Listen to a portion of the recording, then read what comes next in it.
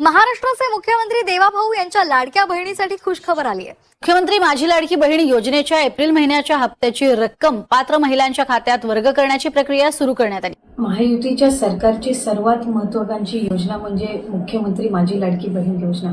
आज राज्याचे मुख्यमंत्री देवेंद्रजी फडणवीस साहेब, उपमुख्यमंत्री आदरणीय एकनाथजी शिंदे साहेब यांच्या सूचनेनुसार महिन्याच्या हप्त्याच्या वितरणाची सुरुवात, सन्मान निधीच्या वितरणाची सुरुवात आपण आजपासून करत आहोत आणि साधारणपणे रोजी आपण शेवटचं डीबीटी केलेलं होतं आणि त्यावेळेला जवळपास 2,34,00,000 पेक्षा अधिक महिलांना आपण ह्या योजनेअंतर्गत लाभ दिला होता।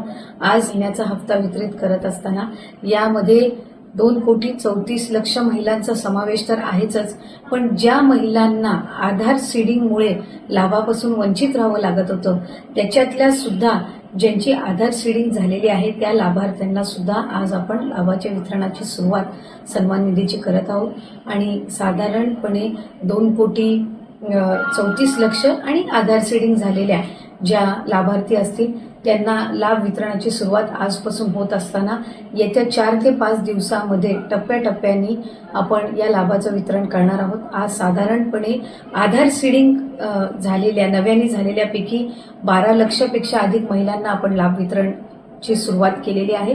67 लाखापेक्षा अधिक महिलांना आज आपण पहिल्या दिवशी लाभ वितरित करत आहोत।